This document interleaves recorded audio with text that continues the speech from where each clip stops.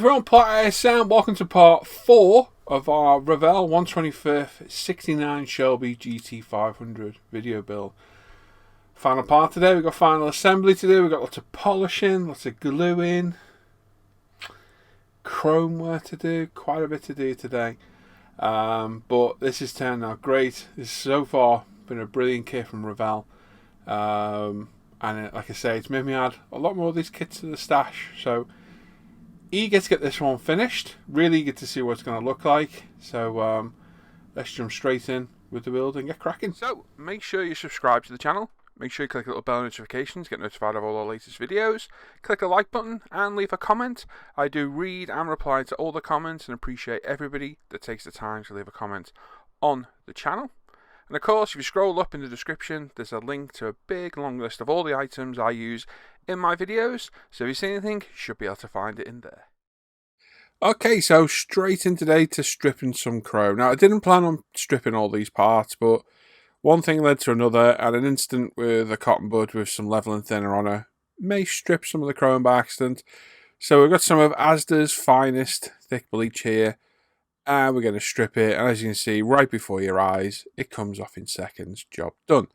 So we're going to do something I've never done before. I've never re-chromed these parts using the Molotow paint, and because these have got to be handled, I'm going to have to protect them. So two ways of doing it. A few of the guys have used. I know my buddy Alan uses the clear coat from from Alclad, which is their enamel-based product, and Simon Shorey uses the Alclad Aqua Gloss, which is the water-based product. So with this fully stripped, we're going to rinse off all the bleach with some water and then dry it up, put it to one side, let it all air dry, and then we can come in and prime it and paint it later.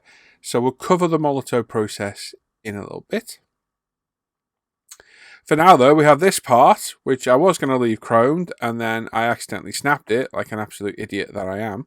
So as you can see, it snapped. I glued it back. It just wasn't the same. So I thought, okay, we're going to have to do something different. So I pre-bent a pair of Plastruct styrene section and bare metal foiled it, which looked horrendous. So that can go in the bin. We've got a fresh piece here. We're going to make two of them. One spare one.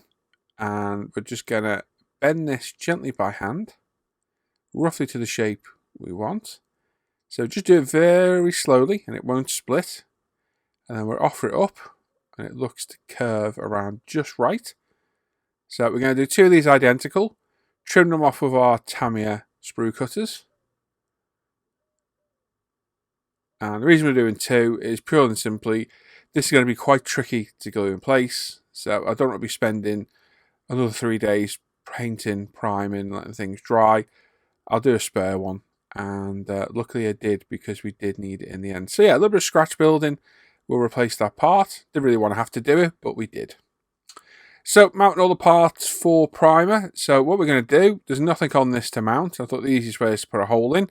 And I thought, let's put it straight in the center of the light reflector. And it'll kind of look like the bulb when you look through. And we can put a cocktail stick in there then and hold it securely.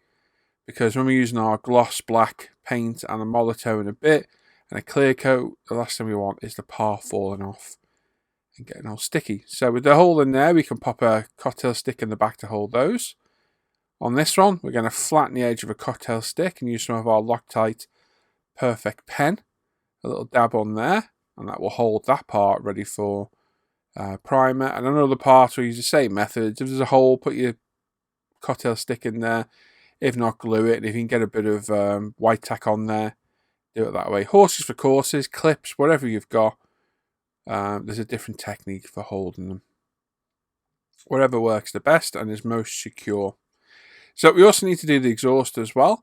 And I wanted to hollow these out. So we've got our little battery powered drill, which before anybody asks, you sadly can't buy anymore. But I'm sure there's an alternative out there you can find. I know somebody's kickstarting one. Might be worth a look, but we're just going to drill a series of holes along its length, and then very carefully, and I repeat carefully, use our Tamiya craft knife with a fresh blade in to cut away and get rid of most of the material inside. Then use our Sujiburito absolutely lovely files here, all different shapes. We've got round, half moon, rectangular, and we're just going to keep working at this. So we use a cylindrical first. You can spin it, you can go back and forth, wherever works best. And we're just going to square that off using the different files until we're happy. And that'll look much better once it's on the car. To get into those tight corners, we've got our Suji Burrito microfile as well. These come in cylindrical and square in different grits. So very, very useful tools. Not the cheapest. We do sell them at umpretail.com. Links are in the description down below. But they are an invaluable tool. Something you won't use all the time, but when you do, you're thankful you've got them. And just keep picking out with the knife, with the files, until we've got the centre of that nicely hollowed out, which you can see here we have. So we'll just give it a final finish up with our rectangular file, and we are good to go. So doing things like this adds a little bit of detail. It looks a lot better than leaving it as a solid piece. And it definitely adds a little bit more. As you can see, pretty well done. Looks like it'll be done out of the box. Like I say, those files are fantastic. We've got some Mr. Colour GX2 gloss black here. Good shake up, good mix up of our Badger paint mixer. And we're going to thin this with Mr. Hobby leveling thinner. And this is probably one of the better gloss black paints you will get. Dries fairly quick, it dries nice and glossy. And it really does lay down well. So give it a good stir up. Make sure you get right down the bottom of that pot. Using our mixer, we can guide it into our measuring cup. No real measurement of how much thinner we're putting it in. Just put a bit of a glug in there. So Mr. Hobby leveling thinner. Good squirt of that in there. I don't particularly pay attention to exact thinning ratios. I do everything by eye. Give that another good mix up. Like so. Wipe off our mixer.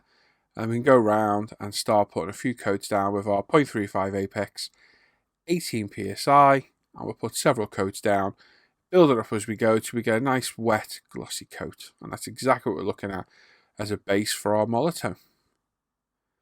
So it's a case of going around all the parts. As you can see, I'm not putting it down really thick, just putting a mist coat down to begin with.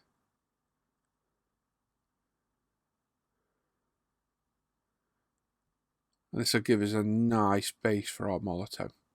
Now, a little bit of, well, what's the word? Mixed advice. People are saying you don't need to put a gloss black down. I think there's a marginal increase in the performance of the Molotov over gloss black.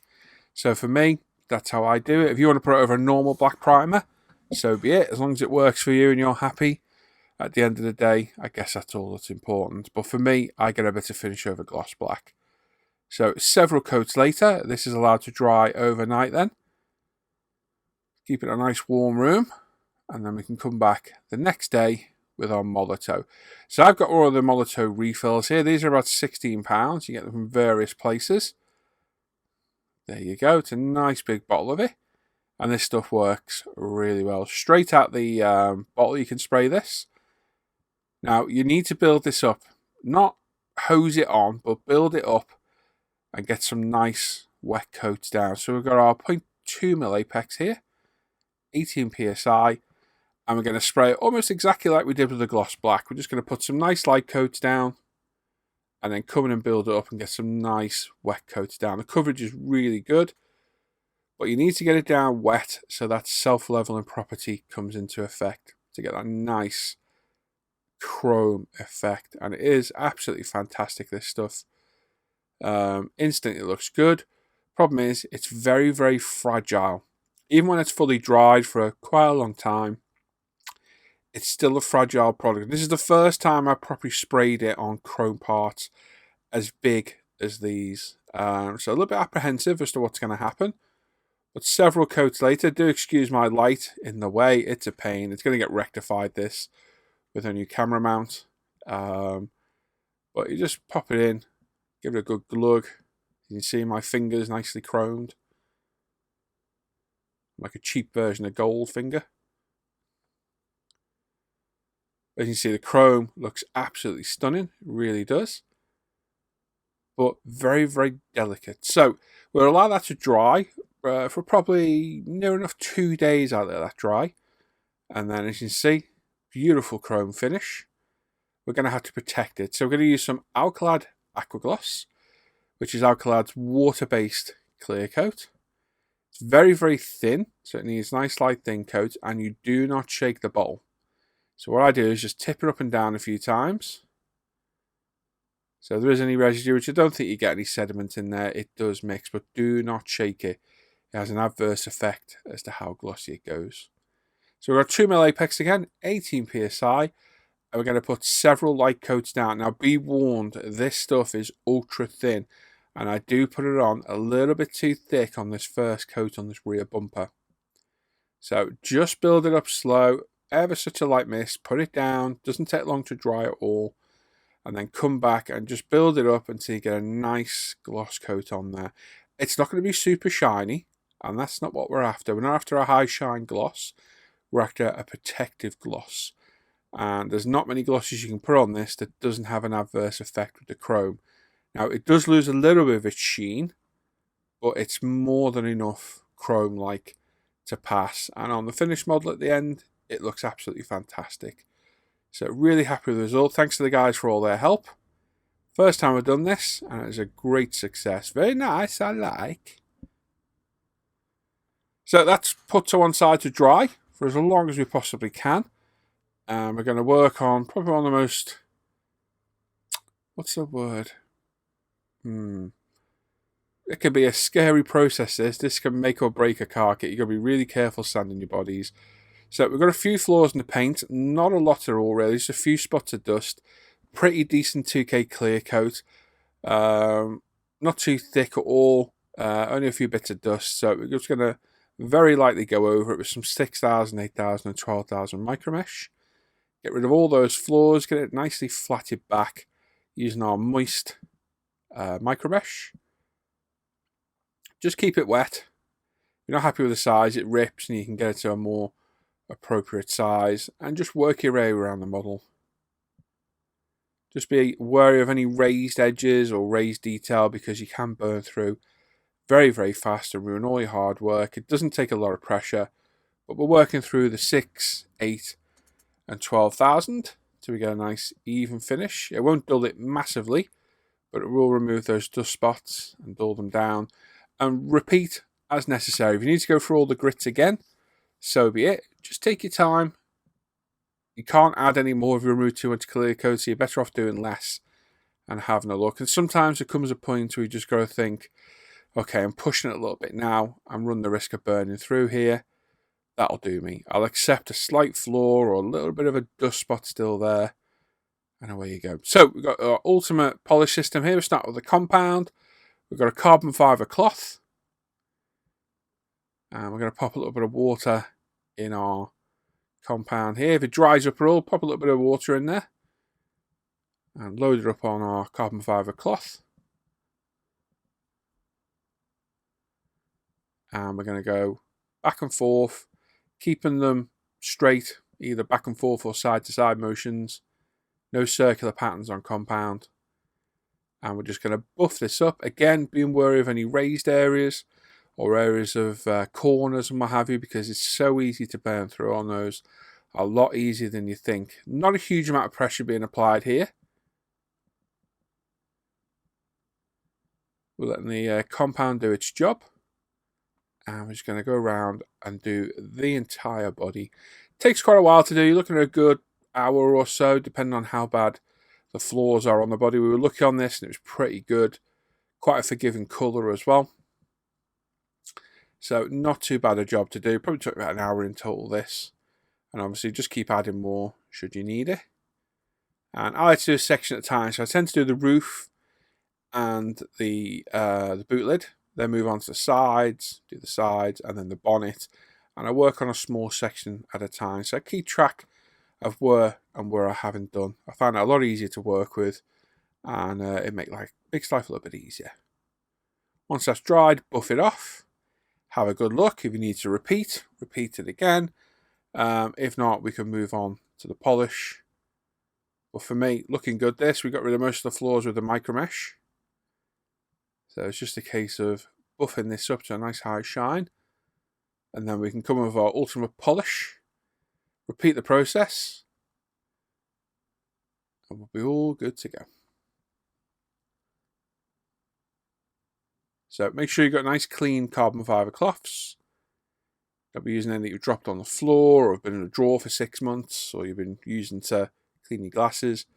Keep them all nice and clean. Now the polish is a little bit thinner. It does need a good bit of a mix to give it a really good shake. Obviously these kind of products do settle, so always make sure you give them a really good shake up or stir. Again, keep your carbon fibre cloth moist.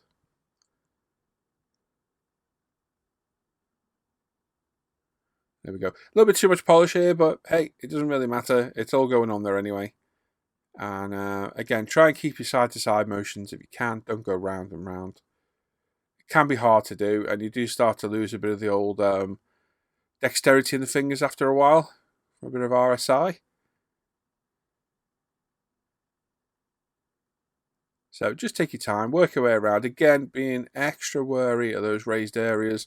I can't stress this enough. The amount of times I've burned through accidentally in the early days of modelling, I've learnt my lesson well and truly. It's very, very disheartening to get to this end stage of a build and just go in and ruin it by burning through. So just take your time. Like I say, it's easier to add a bit more than take it off. So you're better off stopping, wiping it off, having a look. Does it need more?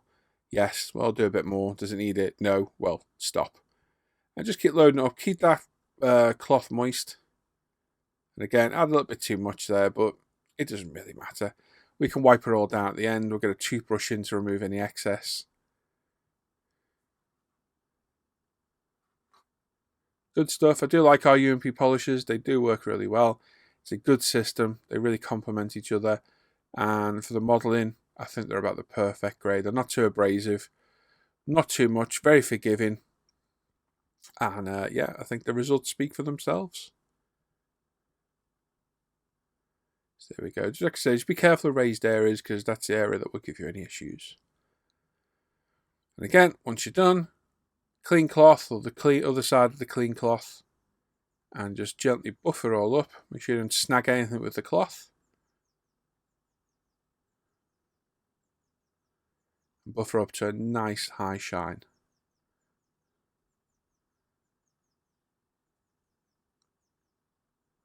And there we go. Nicely finished. Happy with that. Looking quite good. Not bad at all. Beautiful colour. Beautiful looking car as well. Really nice shape.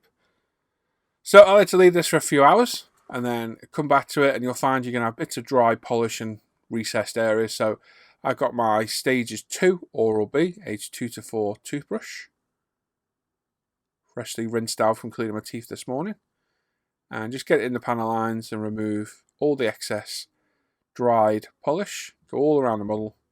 So you'll find it collects in the door shuts, around the bonnet, on the inside of the windows as well. It tends to travel into, and the inside of the wheel arches and the light clusters too. So make sure you get inside with a cloth as well and remove it all.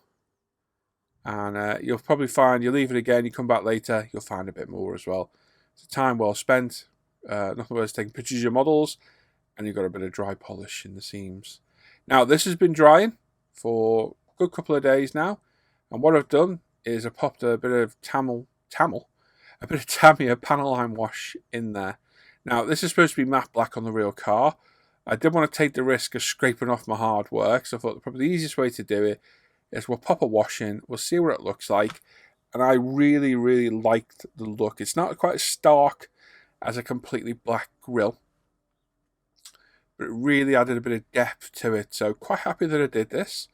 As you can see, I'm just removing the excess from all the raised chrome areas that we want to be chrome, while hopefully leaving the wash in those recessed areas. And I have to say, the Aquagloss over the Molotow makes it pretty damn resilient. I had no issues getting the wash off. Nothing scraped off. They didn't lose any sheen. Even with the enamel over it, no bother at all. I handled it a lot and left no fingerprints. So, top result. Very happy with this. And I'll be very happy to use it again. So just make sure it's dry. And go around your cotton bud and just clean up all those areas you want chrome. And then come in finally and wipe it all down with a big cotton bud. And there we are. Looking good. Just nice amount of chrome, not overly chrome like the kit parts are, and not dull like some of the other paints I've used have been in the past.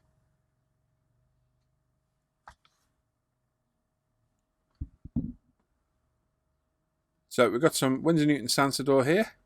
It's the odourless mineral spirit I like to use.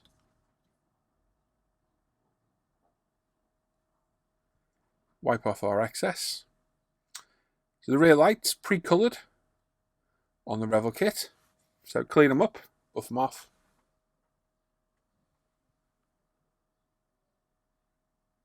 So these sit in pre-chrome parts. You can see them on the bench. We've taken them off and cleaned them up already. And they go in the back of the car from inside. So quite easy to do. Only thing I did notice is the centre part of the lights are chrome. So I popped these in place, glued them in place with aqua gloss, and then realised my mistake. I did try and colour them in with the Molotow pen and the Edding paint markers I've got. It didn't look great, so they were cleaned up and wiped off. And we came in with a bit of bare metal foil to make it look a lot better. So while I showed them being assembled here, they're not going to be left like this. It is a good trick for using on your lights, should you wish, with a little bit of out of focus. But all we're doing is just capillary action in around the lights with the aqua gloss varnish. Let it flow in there, and it does glue the parts in really well. It's a handy tip. Not so handy here because we're going to take them back out in about 10 minutes. But a very handy tip. A lot of a cleaner way. Because the less CA glue you use in the model, the better it will look. Trust me, nothing screws models up like CA glue. So we've got front driving lights. So we're just popping in a light lens and exactly the same technique with the aqua gloss. Make sure you got them right the way around. We keep them on the sprue to make life a little bit easier. We're keeping these parts chromed just for ease. And again, let the capillary action of the aqua gloss carry it round. A little bit out of focus, zoomed in a little bit too much. The cameraman does not like zooming in a lot. And then our headlight lenses, exactly the same technique. Pop them in place.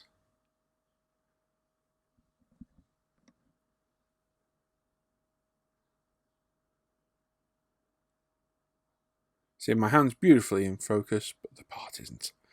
Bit of Deluxe Materials glue and glaze here, PVA based glue, and we're going to pop our bonnet chrome parts in place. Make sure you got them the right way around, pop them in place. Using the old Tamiya decal tweezers works well. And then moist cotton bud, wipe off any excess, and let those dry. Rear light lenses now. Again, gluing them in place. We're going to realise we've got to pop them back off. But once these are glued in, these are pretty secure. We can get the light lens out from outside. A little bit of PVA glue and glaze again. One each side. Leave those to dry, and they are very, very nice. Some of the kit chrome isn't too bad at all. So again, moistened cotton bud. I definitely didn't lick that at all. And just gently wipe off. Didn't lick that end either. And then we've got our 5-second UV glue. Really loving this stuff. It's become one of my essential tools on the bench. Works absolutely fantastic. And if you remember the chrome parts we sprayed earlier that we scratch built, well, we're going to attach them now. So the first one I tried, this is the second one. Remember I did two? I used CA glue. It didn't go well because the Molotow came off and that stuck to the car body, but it didn't stick to the plastic. So I thought, right, round two. We'll use some UV glue. We'll get one side lined up and on, which we have. We'll get that all set up and dried in place. And then we'll repeat that for the other side. Bit of UV glue, bit of UV light.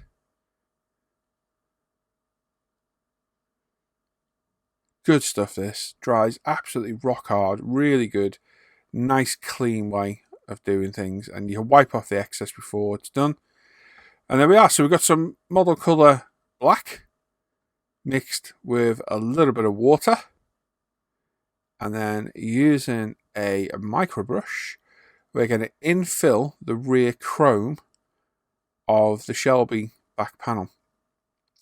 So we literally brushed over it with the black. We'll let that dry, and then we'll come back the next day with a pointed cotton bud and remove that paint from the raised areas. So bare metal foil time on those rear lights, we pop them back out almost immediately, we noticed. Now one thing I have done here is I've moved my camera because somebody commented that I wasn't zoomed in enough and you couldn't see what I was doing. When I zoomed in, it moved the camera too far forward on the bench, so I was leaning uncomfortably forward, so I had to move the camera back. Sadly now, when I'm not zoomed in, not only can you see my belly, you can also see my head. So apologies for the headshot. Again, I just need to angle the camera back. The problem is, you see, when you're on your own and you're filming, when you look up at the camera, your head's not in the way. When you put your head back down, it is, and you can't tell until you've finished.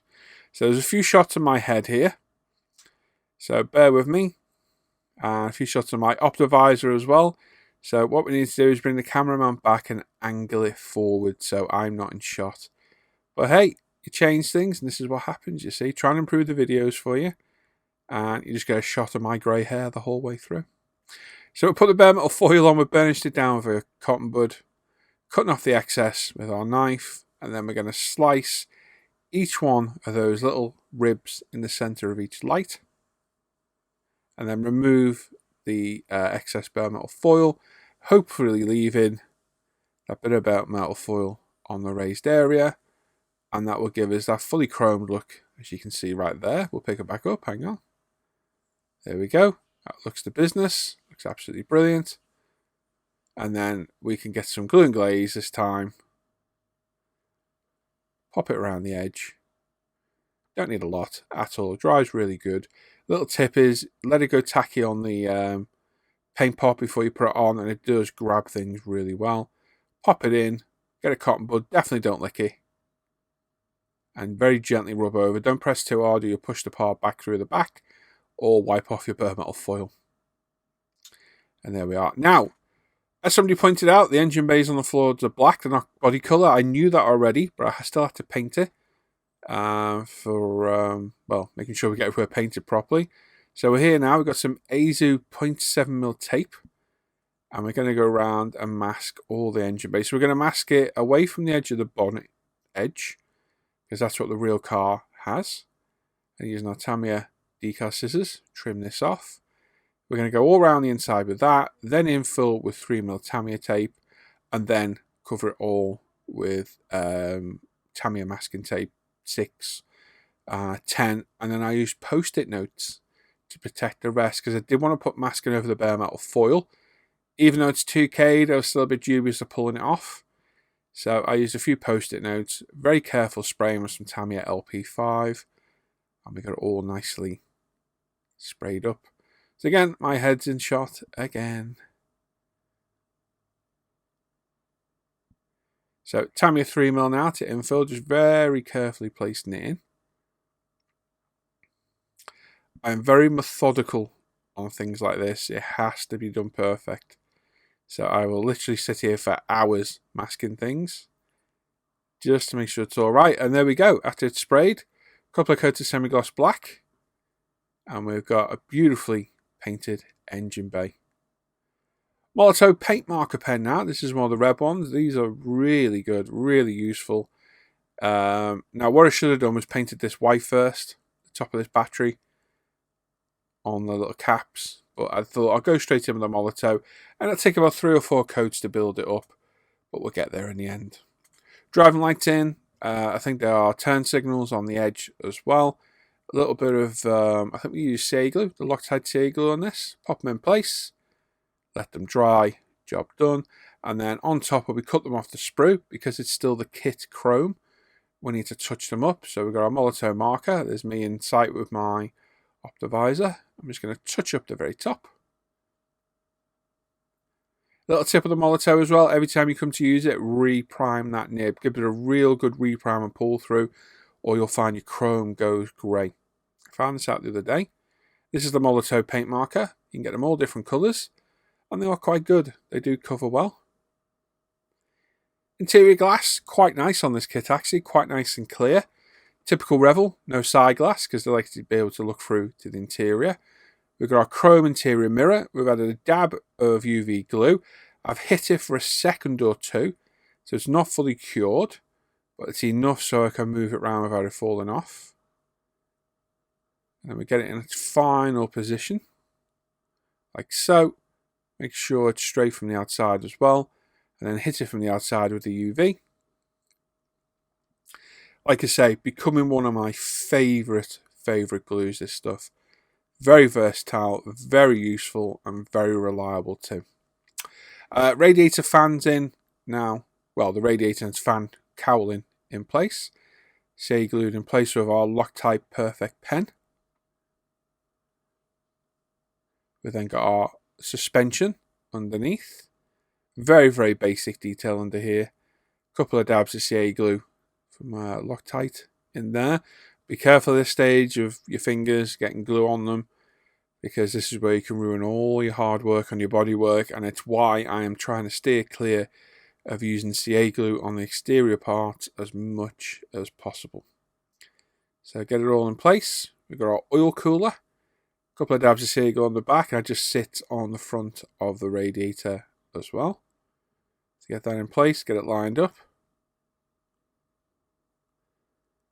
And then we've got the top of our radiator and our slam panel as well. Now sadly, with this in place, and I had a feeling about this, the bonnet or hood didn't quite close properly. So I decided to leave it loose and put it on for shot to the engine as required.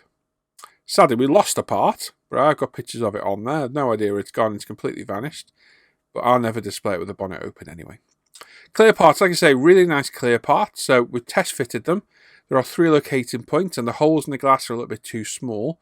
So I've widened it with my drill and a drill bit so that they fit. And what we're going to do, again, we're going to use our 5-second UV glue. Pop this in here. A generous amount on all 3. Very, very secure mount, and I wish all clear glass parts on interiors were like this, because it is ultra easy to do. Very, very clean. So hit it with the UV glue. Don't forget, it takes about 5 seconds. I find leaving it for a few more helps. I normally leave for about 10 seconds to make sure it's fully cured.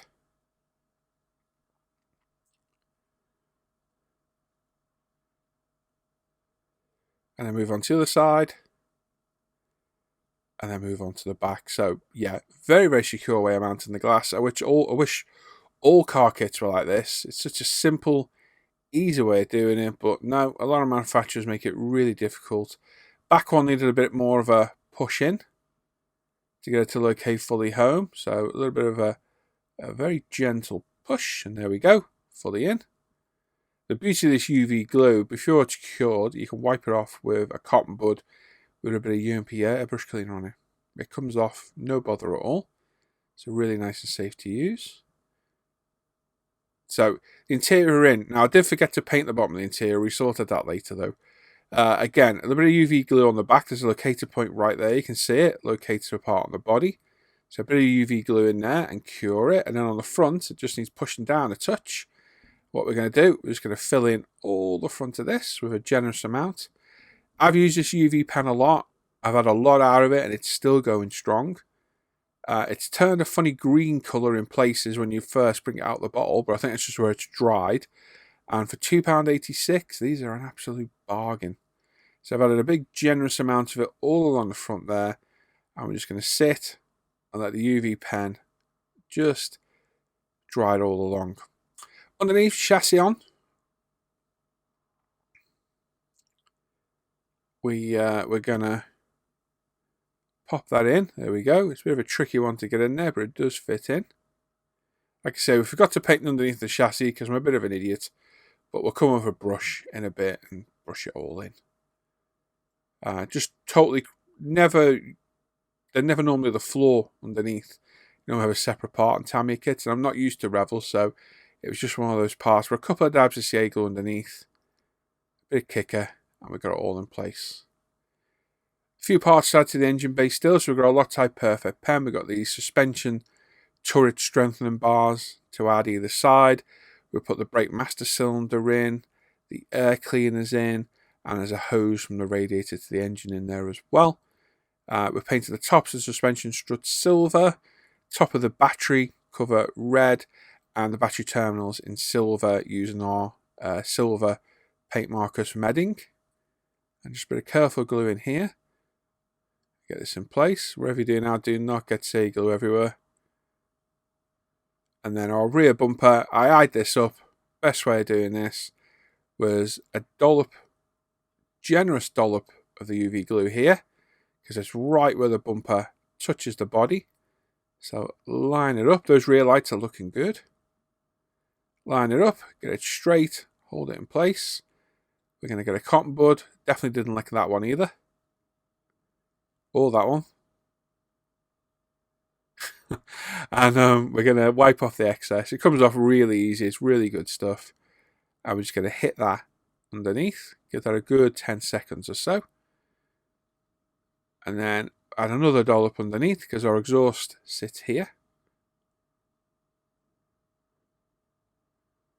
So a little bit of dollop and a little bit of a bit at the bottom.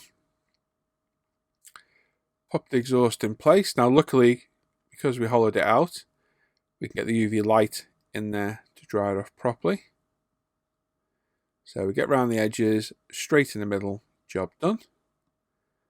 And then a very careful bit of UV glue in here to get our wing mirrors in.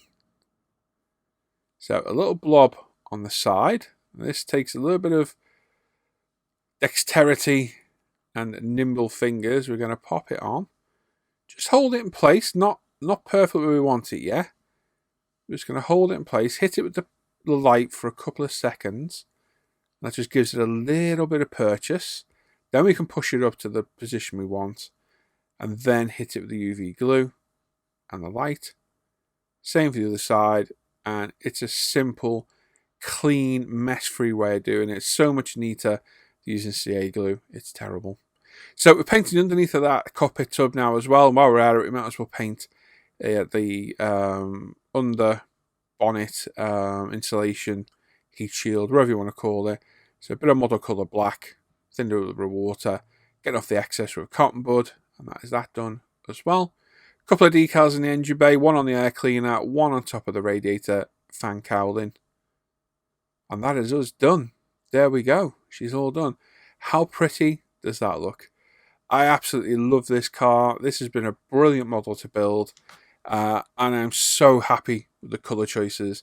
That Gulfstream Aqua, the C57 Mr. Hobby paint, an absolute near perfect match for it. Interior, the cream leather, everybody was calling out for cream leather with the black wood trim and that black steering wheel. Absolutely brilliant. Over the moon with that. And the chrome work, from dulling down the original kit chrome wheels, made them look so much better. And then molotowing all the other chrome parts, loses a horrible toy-like look of the kit chrome. Of course, with the bare metal foil around all our windows. I'm really happy with this. Engine bay, it could have had some more detail in there. There's the top of the radiator, we're just going to pop in place for this picture. That is going to then vanish into a third dimension forever. We'll never find her again. But there you go. There's my engine. Looks good. Wired up with our distributor. Not too bad at all. You could add so much more detail. But yeah, as you can see, once that panel's on, the engine bay doesn't shut properly. So we'll tip that out. There you go. And pop that back on. And there we are. So some pictures of the final build. It's a beautiful car and a lovely little kit as well. So this was primed in Tamiya grey primer, several base colours of Mr. Hobby C57 green, thinned with leveling thinner. Cleared it in Gravity Spain 2K clear, kit decals on the side, no problem at all. We bare metal foiled the windows, we dull coated, well we flat cleared the original chrome rims, which look a lot better like that. We Molotov chromed all the other chrome parts, which look a lot better than the factory chrome.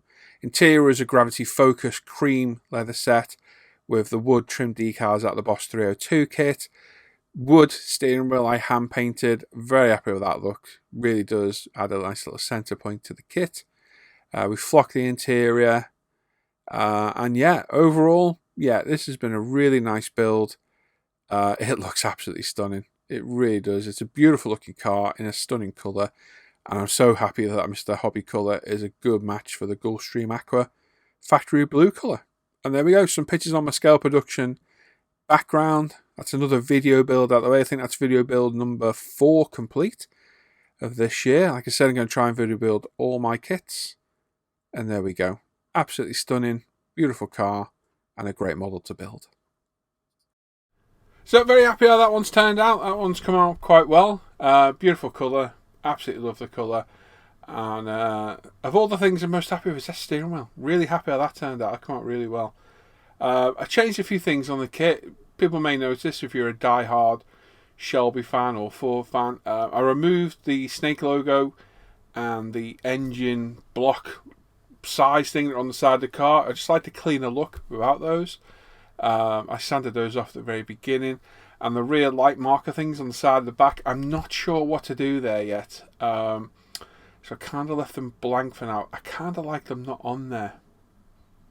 We'll see. Maybe I'll change it for a later date, but for now I'm happy how that thing's turned out.